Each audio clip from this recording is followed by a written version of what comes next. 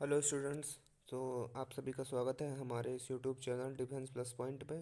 तो आज के इस वीडियो में हम इंडियन कोस्ट गार्ड से रिलेटेड कुछ इम्पोर्टेंट क्वेश्चनों को देखेंगे जो कि फिजिक्स के हैं। मैं काफ़ी सारी बुक्स के और जो प्रैक्टिस सेट हैं उनसे इम्पोर्टेंट क्वेश्चन ढूंढ करके लाया हूँ। तो आइए शुरू करते हैं फर्स्ट क्वेश्चन जो कि है यूनिट एंड डायमेंशन से पहला क्वेश्चन हमारे पास। तो आइए रीड करते हैं। साइमन किसका एसआई मात्रक है? तो आप सब लोग जानते होंगे जो साइमन है वो विद्युत चालकता या चालकता का इसाई मात्रक है। तो इसका करेक्ट ऑप्शन हो जाएगा ऑप्शन ए। चलिए आगे बढ़ते हैं। अगला क्वेश्चन है हमारे पास एसआई सिस्टम में स्थितिज ऊर्जा की इकाई। तो आपको पता होगा एसआई सिस्टम जो होता है ये तीन यूनिट होते हैं, एक एमकेएस, एक एसआई और एक सीजीएस। तो एसआई सिस्टम में जो स्थितिज ऊर्जा का मात्रक होता है या इकाई होती है वो होता है जूल। तो इसका करेक्ट ऑप्शन हो जाएगा ऑप्शन नंबर बी। अगला क्वेश्चन, लैक्टोमीटर का उपयोग निम्नलिखित में से क्या नापने के लिए किया जाता है? तो बेसिकली जो ये लैक्टोमीटर होता है इसका उपयोग दूध की शुद्धता को मापने के लिए किया जाता है। तो इसका भी करेक्ट ऑप्शन हो जाएगा ऑप्शन। तो आइए प्रोसीड करते हैं नेक्स्ट क्वेश्चन जो कि है एक न्यूमेरिकल। आप लोग को पता भी होगा इंडियन कोस्ट गार्ड में न्यूमेरिकल काफ़ी ज़्यादा वेटेज में आते हैं और टाइम टेकिंग होते हैं और उसमें टाइम भी बहुत कम मिलता है। तो इसलिए आइए देखते हैं इस न्यूमेरिकल को। इसमें दिया हुआ है वृत्ताकार कक्ष में परिक्रमा कर रहे कण का वेग वेग अगर दोगुना कर दिया जाए, वेग को दोगुना कर दिया जाए। पहले मान लेते हैं वेग वी डैश था, इसके बाद हमने कर दिया इसको दोगुना कर दिया जाए तो उस पर कार्यरत अभिकेंद्र बल का मान ज्ञात कीजिए। तो हमें पता है अभिकेंद्र बल एफ बराबर जो होता है अभिकेंद्र बल का फार्मूला वो होता है M V square upon R. आप सभी को पता होगा ये अभिकेंद्र बल का फार्मूला होता है। तो इसमें क्या करना है, बस हमें देखना है जो फोर्स है, फोर्स वो डायरेक्टली प्रोपोर्शनल टू है वी स्क्वायर के। तो इसमें वेग को दो गुना कर दिया गया है तो हम भी इसमें वेग दो गुना कर देंगे यानी कि टू वी और इसका स्क्वायर। तो ये हो जाएगा ए बराबर फोर वी स्क्वायर, यानी कि जो हमारा बल है वो चार गुना हो जाएगा। तो इसका ऑप्शन सही होगा सी ऑप्शन। चलिए इसी के साथ बढ़ते हैं हम अपने नेक्स्ट क्वेश्चन पर। ये भी एक न्यूमेरिकल है। इसमें दिया हुआ है एक बिंदु पर विपरीत दिशा में 80 और 40 न्यूटन के बल लग रहे हैं तो उनके परिणामी बल का परिमाण न्यूटन में क्या होगा? देखिए ये कोई पॉइंट है हमारा, इस पे दो बल है, एक की दिशा ये है और दूसरे बल की दिशा ये है। ये 80 का है, ये 40। तो जब हमको पता है जब विपरीत दिशा में बल लगते हैं तो बलों का परिणामी जो होता है उनको घटा दिया जाता है। तो F बराबर F1 प्लस F2। तो ये हो जाएगा F बराबर 80 माइनस, ओ सॉरी, जब विपरीत दिशा में बल लगते हैं तो उनको घटाया जाता है तो ये माइनस का चिन्ह। तो 80 माइनस 40। तो इसका सही ऑप्शन F बराबर आ जाएगा 40, जो इसका सही आंसर होगा ऑप्शन नंबर ए।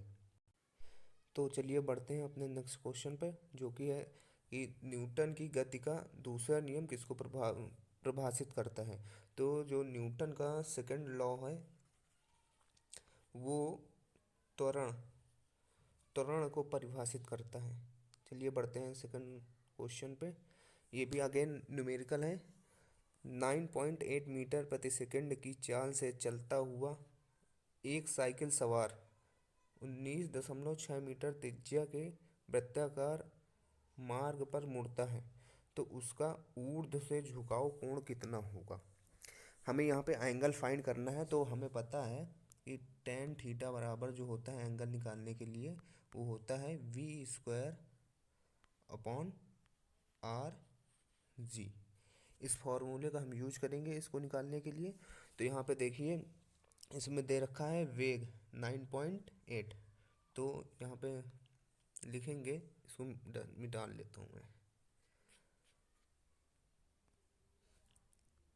वेग दे रखा है 9.8 तो टेन थीटा बराबर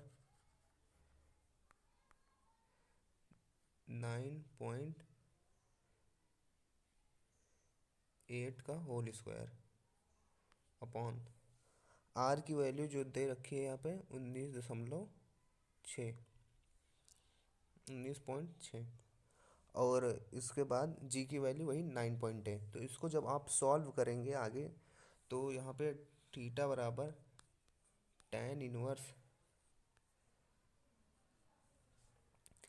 0.5 बचेगा जब आप इसको आगे सॉल्व करेंगे।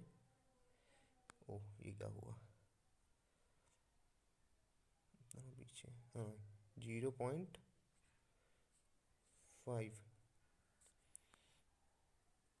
जो कि वैल्यू होती है 26.5 डिग्री, जो कि ऑप्शन ए में दे रखा है। आप इसको क्या करेंगे, एक 9.8 से ये एक 9.8 ये पावर कट जाएगी, बचेगा 9.8 में जब 19.6 का भाग लगाएंगे तो 0.5 बचेगा, जो कि वैल्यू होती है 26.5 डिग्री की।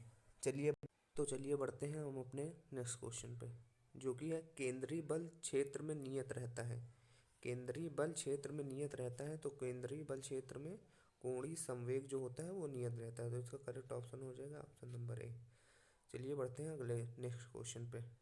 तो चलिए बढ़ते हैं हम अपने नेक्स्ट क्वेश्चन पर, जो कि है कि 5 न्यूटन का एक बल किसी वस्तु को 2 मीटर से बल की दिशा में स्थानांतरित यानी कि प्रतिस्थापित कर देता है, तो बल द्वारा किया गया कार्य क्या होगा। तो हम जानते हैं कार्य W बराबर होता है F/S। तो यहाँ पे जो S होता है डिस्प्लेसमेंट, तो यहाँ पे दिया हुआ है फोर्स बराबर दिया हुआ है 5 न्यूटन और S डिस्प्लेसमेंट दिया है 2 मीटर। तो हम बस कर देंगे 5 × 2 यानी कि हमारा आ जाएगा आंसर 10, जो कि है ऑप्शन नंबर सी पे। चलिए बढ़ते हैं अपने नेक्स्ट क्वेश्चन पे। अगला क्वेश्चन है हमारे पास कि m द्रव्यमान के एक कण का संवेग p है, इसकी गतिज ऊर्जा क्या होगी।